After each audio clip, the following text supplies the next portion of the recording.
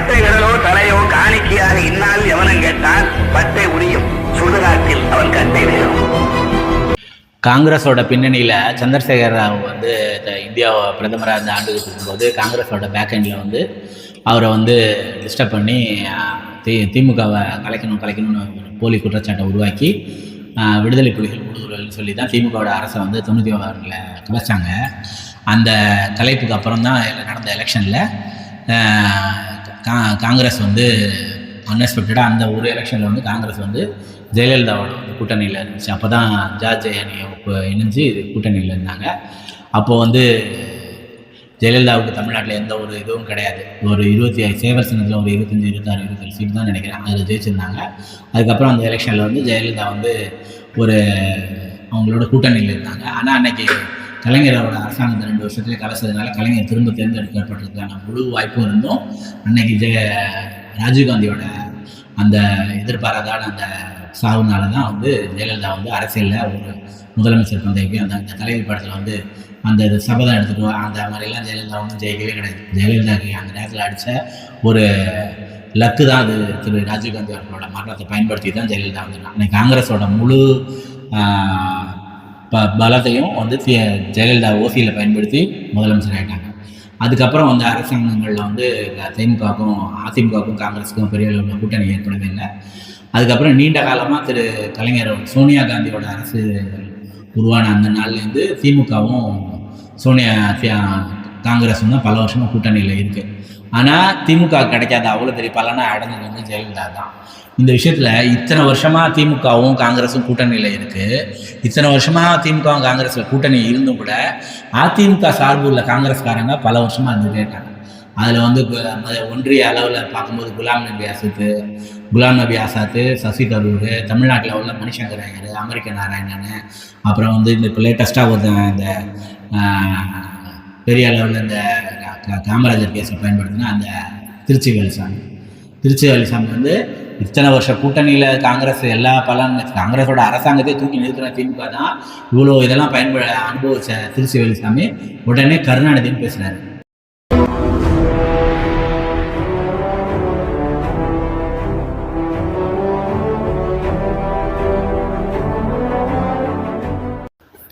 வணக்கம் நண்பர்களே, திராவிடன் stock YouTube சேனலுக்கு உங்களை வரவேற்கிறேன். இந்த காணொலியை சப்ஸ்கிரைப் பண்ணி பாருங்கள், லைக் பண்ணுங்கள், ஷேர் பண்ணுங்கள், கமெண்ட் பண்ணுங்கள். இந்த திருச்சி வேலுசாமி வந்து திருச்சி சிவா அவர்கள் வந்து இந்த காமராஜர் வந்து ஏசி பயன்படுத்தினாருங்கிறத பேசின உடனே அடுத்த நிமிஷமே இந்த ஆள் வந்து கருணாநிதி அப்படின்னு பேரை பயன்படுத்தி பேசுகிறாரு. ஒரு கூட்டணியோட தலைவரை கொஞ்சம் கூட மரியாதை இல்லாமல் கலைஞர் அவர்கள் தான் தமிழ்நாட்டில் எல்லாரும் அழைக்கப்படுற இடத்துல உடனே கருணாநிதியும் பயன்படுத்தி பேசுகிறாரு. இந்த திமுக கூட்டணியில் இருந்துக்கிட்டே இந்த ரகசிய கள்ள உறவு அதிமுகவோட மெயின்டைன் பண்ணுற தலைவர்கள் நிறைய பேர் இருக்காங்க. அதில் அந்த நான் ஏற்கனவே சொன்ன மாதிரி குலாம் நபி ஆசாத், மணிசங்கர் ஐயர், சசி தரூர், இந்த மாதிரி பல பிரபலங்கள் வந்து ரகசிய டீலிங், இந்த அமெரிக்க நாராயணன், இந்த மாதிரி ஆட்கள்லாம் வந்து காங்கிரஸில் இருந்துக்கிட்டே வந்து திமுக கூட்டணியில் இருந்துகிட்டே வந்து அதிமுக பக்கம் சைடு அடிக்கிறது அது ஒரு பழக்கமாக வச்சுருக்காங்க. எப்போ பார்த்தாலும் உடனே எங்கேயாவது ஒரு இடத்துல போய் ஒரு குறுக்கு சால் ஓட்டி இதில் ஒரு கூட்டணி போட்டுடலாமா அப்படிங்கிறத பல இதெல்லாம் பேசிட்டாங்க. இப்போ கூட சமீபத்தில் கூட எடப்பாடியை ராகுல் காந்தி சந்திக்க ஏற்பாடு நடக்குதுனால கூட ஒரு கதை விட்டாங்க. இதில் என்னென்னா சில எம்பிஸ் இருக்காங்க தமிழ்நாட்டில். அந்த திண்டுக்கல் என்எஸ்வி சித்தன் ஒருத்தர், இந்த அப்புறம் இந்த கடலூர் எம்பி அழகிரி, அவர் ஏற்கனவே அவர் வந்து எம்பி காங்கிரஸ் தலைவராக இருந்தார். இந்த மாதிரி சில எம்பிக்கெல்லாம் இருக்காங்க. இவங்க வந்து ஜனங்களோட ஒரு நாள் கூட பழகினவங்களுக்கு கிடையாது. ஜனங்கள்கிட்ட இவங்களுக்கு நேரடி தொடர்பு இருக்கான ஒன்று கிடையவே கிடையாது. அந்த கடலூர் அழகிரிக்கார அந்த கடலூர் எம்பியை எத்தனை வருஷம் தேர்ந்தெடுக்கப்பட்டிருக்காரு, எத்தனை வருஷமாக இருந்திருக்காரு.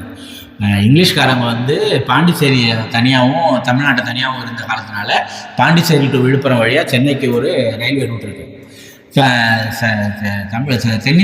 தென் மாநிலத்திலேருந்து வர தென் மாவட்டங்கள்லேருந்து வர ட்ரெயின் வந்து கடலூரோட வந்து விழுப்புரத்துக்கு போயிடும். இந்த கடலூருக்கும் விழுப்புரத்துக்கும் 22 கிலோமீட்டருக்கு ஒரு ரயில்வே ட்ராக்கை இத்தனை வருஷமாக எம்பியாக இருந்த அழகிரி ஒரு நாள் கூட வாங்கி தந்ததே கிடையாது. அந்த மாதிரி ஒரு கனெக்ஷனே கிடையாது. இன்றைக்கி நீங்கள் பாண்டிச்சேரி போயிட்டீங்கன்னா தீவு மாதிரி தான் நிற்கணும். அங்கேருந்து சென்னைக்கு போகலாமா ஒழிஞ்சு தென் தமிழகத்துக்கு போகிறதுக்குன்னு நீங்கள் மறுபடியும் விழுப்புரம் வந்தால் தான் தென் தமிழகத்தோட கனெக்ட் பண்ணலாமா ஒழிஞ்சு நேரடியாக அந்த கிழக்கு கடற்கரை சாலையோட உள்ள ட்ரெயின் ரூட்ஸில் ஒன்றுமே கிடையாது, வாய்ப்பே கிடையாது. இதில் வேற மோடி இருக்காரு தங்க நாற்கர சாலை திமுக கூட்டணி பிஜேபியோட போட்டுச்சு பேசுகிறாங்க எல்லாம். திமுக பிஜேபியோட கூட்டணி போட்டு தமிழ்நாட்டுக்கு கொண்டு வந்ததில் மிகப்பெரிய விஷயம் தங்க நாற்கர சாலை.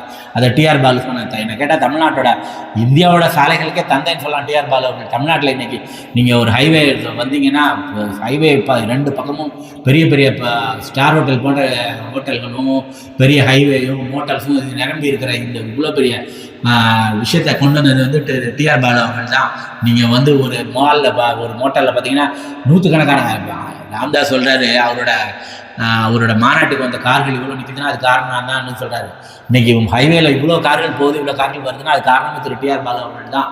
இப்படி ஒரு சாலை வசதி இல்லைன்னா ஒரு பெரிய லக்ஸுரி கார் வாங்கணும் முதல்ல. அதனால் அந்த தங்க நாற்கர சாலையை கொண்டு வந்ததில் டிஆர் பாலுவும் திமுகவும் முக்கிய பங்கு வச்சுருக்காங்க. இந்த மோடி கவர்மெண்ட் வந்தப்போ சொன்னார் தங்க நாற்கர ரயில்வே அமைக்கப்படும். இன்னைக்கு வரைக்கும் கிழக்கு கடற்கரை ரயில்வே வந்து விஜயவாடாவோட நின்றுடும். விஜயவாடாக்கு முன்னாடி கிழக்கு கடற்கரை ரயில்வே ஒரு கிடையாது. ஈஸ்டர்ன் ரயில்வேனே ஈஸ்ட் கோஸ்ட் ரயில்வேனே ஒரு ரயில்வே இருக்குது. அந்த ஈஸ்ட் கோஸ்ட் ரயில்வே தமிழ்நாட்டில் கிடையவே கிடையாது. அது காரணம் வந்து மோடி அவர்கள் சொல்லி தங்க நாற்கர ட்ரெயின் வரவே இல்லை. ஆனால் காங்கிரஸில் இருக்கிற ஒரு சில குழுநெறிகள் வந்து இந்த விஷயத்தை வந்து எப்பொழுதுமே வந்து இவங்க வந்து அதிமுக சைடு பக்கம் அடிச்சுக்கிட்டே இருப்பாங்க. இதில் வந்து இவங்க இப்போ காமராஜரோட எளிமை தானே இவங்களுக்கு கொஸ்டின் ஆகிடுச்சு. காமராஜர் வந்து ஏசி பயன்படுத்தினதில் என்ன தப்பு இருக்குன்னு எனக்கு தெரியல. எல்லாருமே ஏசி பயன்படுத்துகிறாங்க. எல்லாருமே இப்போ ஏசி வந்து பயன்பாடு பண்ணாங்க. அது லக்ஸுரியெல்லாம் கிடையாது. அது உடல் நலத்தை பொறுத்தது தான். அதை எல்லாருமே மறுக்க முடியாது. காமராஜர் ஏசி பயன்படுத்தியிருக்காங்கிறத திரு தமிழறி மணியனே சொல்லிட்டாரு. அதனால் அதை பற்றி பேச வேண்டியதில்லை.